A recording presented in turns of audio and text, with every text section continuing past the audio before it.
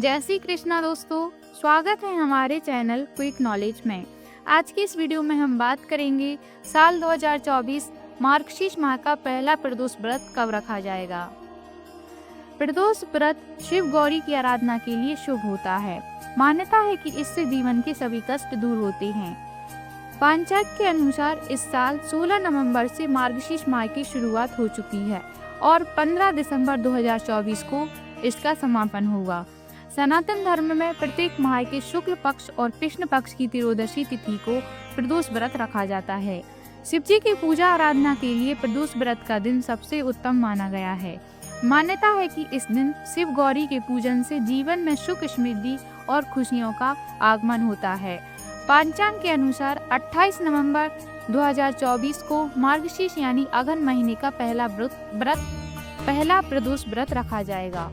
तो आइए सबसे पहले जानते हैं प्रदोष व्रत तिथि और शुभ मुहूर्त के बारे में। पंचांग के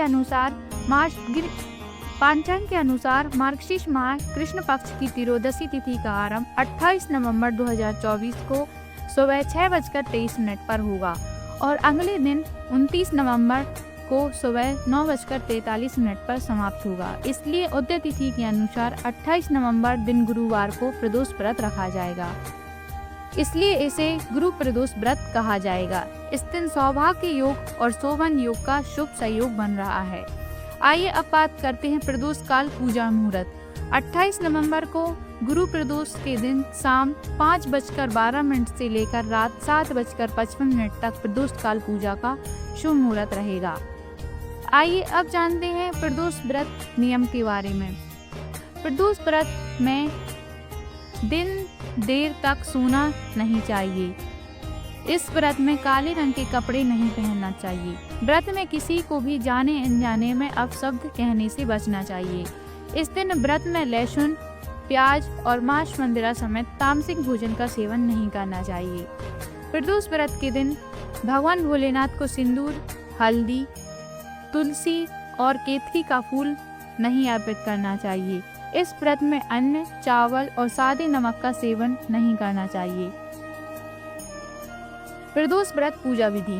प्रदोष व्रत के दिन सूर्योदय से पूर्व उठकर स्नान करें और स्वच्छ वस्त्र धारण करें। इसके बाद पूजा स्थल को साफ करें। भगवान शिव का ध्यान करते हुए व्रत का संकल्प लें। सुबह भगवान शिव की आरती करने के बाद आप व्रत की शुरुआत कर सकते हैं। दिन भर निराहार रहने के बाद शाम को भगवान शिव की पूजा अवश्य करें।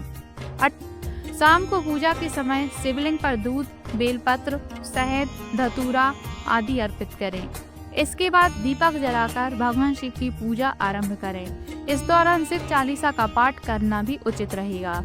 साथ ही शिव जी के मंत्रों का जाप करना ना भूलें। भोलेनाथ के मंत्र ओम नमः शिवाय का जाप करने से भी शिव कृपा प्राप्त होती है। इसके बाद प्रदोष व्रत की कथा का पाठ करें। अंत में आरती करना ना भूलें। आइए अब बात करते हैं गुरुवार त्रयोदशी प्रदोष व्रत कथा की। इस व्रत कथा के अनुसार एक बार इंद्र और वृत्तासुर की सेना में घनघोर युद्ध हुआ। देवताओं ने दैत्य सेना को पराजित कर नष्ट भ्रष्ट कर डाला। यह देख वृत्तासुर अत्यंत क्रोधित हो स्वयं युद्ध को उद्धत हुआ। असुरी माया से उसने विकराल रूप धारण कर लिया। सभी देवता भयभीत हो गुरुदेव बृहस्पति की शरण में पहुंचे। बृहस्पति महाराज बोले, पहले मैं तुम्हें वृत्तासुर का वास्तविक परिचय दे दूं। वृत्तासुर बड़ा तपस्वी और कर्मनिष्ठ है। उसने गंधमादन पर्वत पर घोर तपस्या कर शिवजी को प्रसन्न किया। पूर्व समय में वह चित्ररथ नाम का राजा था। एक बार वह अपने विमान से कैलाश पर्वत चला गया। महाशिव जी के वाम अंग में माता पार्वती को विराजमान देख वह उपहास पूर्वक बोला, हे प्रभु, मोह माया में फंसे होने के कारण हम स्त्रियों के वशीभूत में रहते हैं, किंतु देवलोक में ऐसा दृष्टिगोचर नहीं हुआ कि स्त्री आलिंगनबद्ध हो सभा में बैठे। चित्ररथ के यह वचन सुन सर्वव्यापी शिव शंकर हंसकर बोले, हे राजन, मेरा व्यवहारिक दृष्टिकोण पृथक है। मैंने मृत्युदाता कालकूट महाविष का पान किया है। फिर भी तुम साधारण जन की भांति मेरा उपहास उड़ाते हो।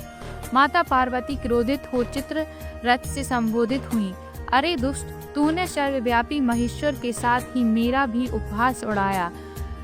मैं तुझे वह शिक्षा दूंगी कि फिर तू ऐसे संतों के उपवास का दुर्हास नहीं करेगा। अब तू दैत्य स्वरूप धारण कर विमान से नीचे गिर, मैं तुझे शाप देती हूँ। जगदम्बा भवानी के अभिशाप से चित्ररथ राक्षस योनि को प्राप्त हुआ और त्वष्टा नामक ऋषि के श्रेष्ठ तप से उत्पन्न हो वृत्तासुर बना। गुरुदेव बृहस्पति आगे बोले, वृत्तासुर बाल्यकाल से ही शिव भक्त रहा। अंतिम में हे इंद्र, तुम बृहस्पति प्रदोष व्रत कर शंकर भगवान को प्रसन्न करो। देवराज ने गुरुदेव की आज्ञा का पालन कर बृहस्पति प्रदोष व्रत किया। गुरु प्रदोष व्रत के प्रताप से इंद्र ने शीघ्र ही वृत्तासुर पर विजय प्राप्त कर ली और देवलोक में शांति छा गई। अतः प्रदोष व्रत हर शिव भक्त को अवश्य करना चाहिए। आशा करते हैं दोस्तों आपको हमारी जानकारी पसंद आई होगी। धन्यवाद।